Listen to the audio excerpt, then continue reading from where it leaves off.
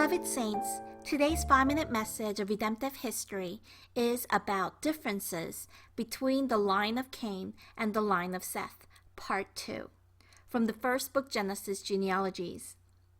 Yesterday in Part 1, we learned how the genealogies of Cain and Seth have different beginnings. The genealogy of the line of Cain began with Cain's departure from the presence of God. And so this is a genealogy with no ties to God, and they were cursed. In contrast, the genealogy of the line of Seth began with God and from God. And so they received a blessing of prosperity. Today in Part 2, let us examine how the genealogies of Cain and Seth demonstrate different lifestyles. Generally, there are two ways in which human beings live their lives on this earth. One way is to live a self-centered life focused on one's own success and happiness. The other way is to live a God-centered life focused solely on glorifying Him. First, the descendants in the line of Cain lived self-centered lives. These men introduced in Genesis 4 were founders of new cultures, civilizations, and professions. They were considered successful from the world's perspective. In Genesis 4:17, it says that Cain built the first city and named it Enoch after his son. In Genesis 4 verses 20 to 22, it says Lamech's sons achieved fame by becoming originators of various civilizations. Jabal became the father of those who dwell in tents and have livestock. Jubal became the father of all those who play the lyre and pipe. And Tubal-Cain was the forger of sharp implements made of bronze and iron. Their lives were completely self-centered and had absolutely nothing to do with God.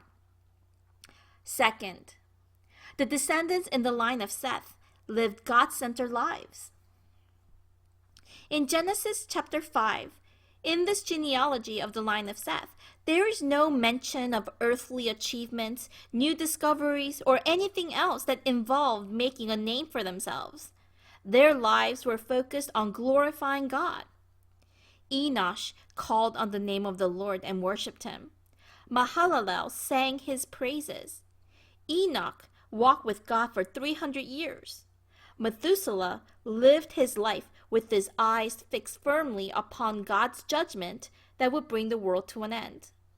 Lamech hoped that God's rest would be established through his son Noah. And Noah built the ark and lived a life of obedience to the word of God. The lives of these men were all God-centered lives that manifested God's glory.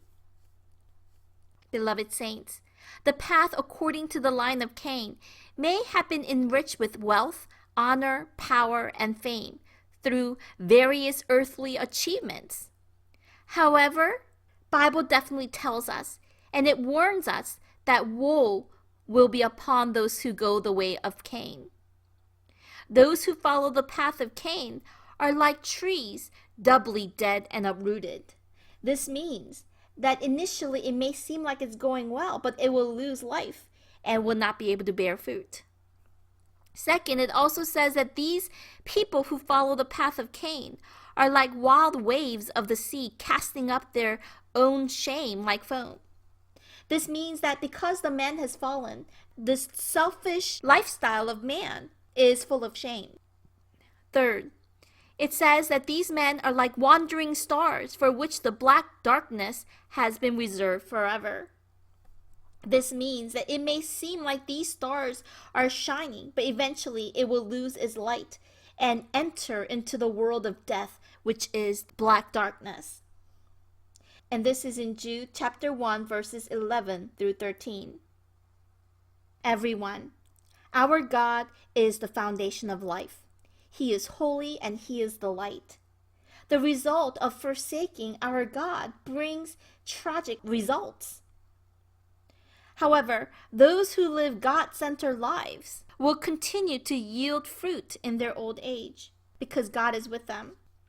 And they will be full of sap and be very green because they glorify God's name. And this is in Psalms chapter 92, verse 14. So, beloved saints, as we live our day to day, let us live God-centered lives and glorify our God. And let us bear fruit through our life. Let us drive out all of the darkness and be abundant in this work of God's light. I bless in the name of the Lord.